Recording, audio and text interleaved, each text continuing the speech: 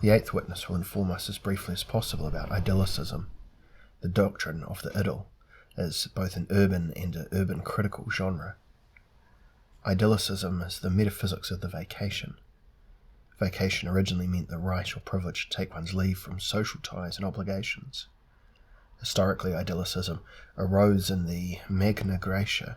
Its birthplace was Syracuse, and it chose to reside later in Alexandria because the founder of the genre, the poet Theocritus, who was born probably around 280 BC in the historic Sicilian city, later lived in the European metropolis under his sponsor Ptolemy II, Philadelphos.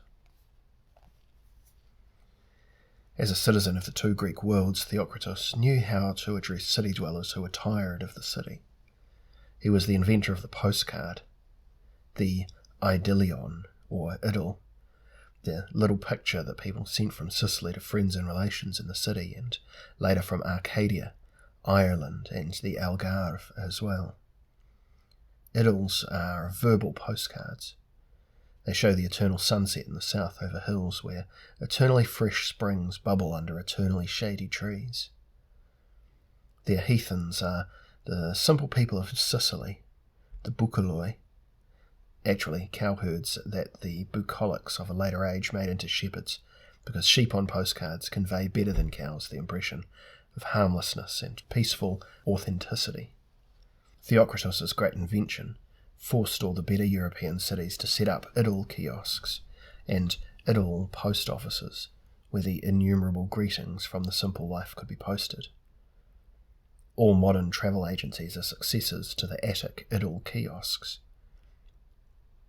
Back in antiquity, a kind of idyll critique soon developed, for everybody liked getting postcards even if they reacted in different ways.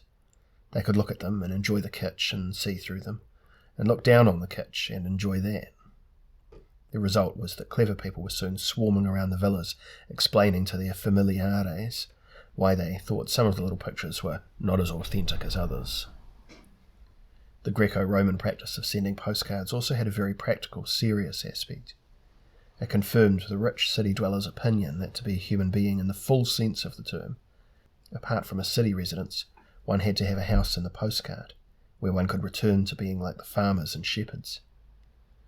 A city dweller is therefore a person who has ideas and idylls, and the right buildings for enjoying both. Academies here, and holiday homes there.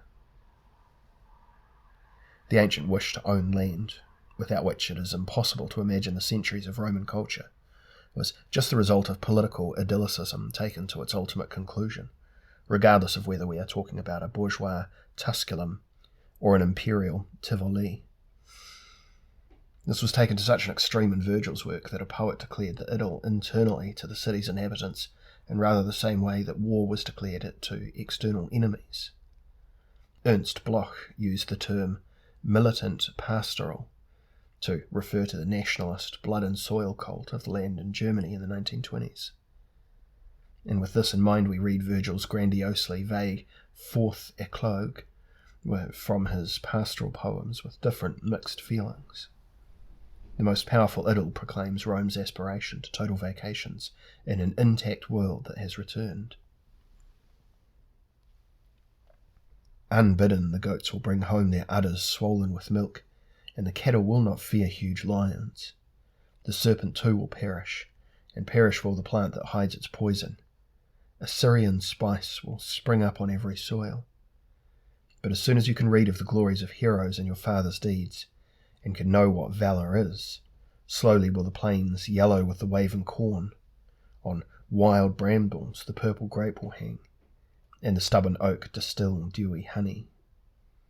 Even the trader will quit the sea, nor will the ship of pine exchange wares. Every land will bear all fruits. Earth will not suffer the harrow, nor the vine the pruning hook. The sturdy ploughman too will now loose his oxen from the yoke. No more will wool be taught to put on varied hues, but of himself the ram in the meadows will change his fleece, now to sweetly blushing purple, now to saffron yellow, and scarlet shall clothe the grazing lambs at will. When the idyll goes for the jackpot, the postcard becomes the picture of the world, and the whole of reworked nature is incorporated into an amazing holiday. Europeans should never forget that the main dictum of Virgil's eclogue, Novus Ordo Seclorum, is written on the Great Seal of the United States, and thus on every dollar. Each dollar is a down payment on the last idyll. Fortunately, in normal times the desire for redemption of the city, complete with its industrious principle, is less acute. The average New Yorker is content with a holiday home in the Berkshires, at Lake George in the Adirondacks, at best in the Catskills, which Manhattan insiders call the Jewish Alps. Europeans too have preserved the human right to idylls for the modern age. In London, the weekend was invented almost 300 years ago to enable the gentlemen of the lower house of Parliament to spend at least part of their week as their human dignity required. In other words, at a country home. And for some time now, today's Germans from Hamburg, Dusseldorf and Munich, even if they don't own a farmhouse in Tuscany, have no longer had any alternative to the journey through traffic jams into the idyll.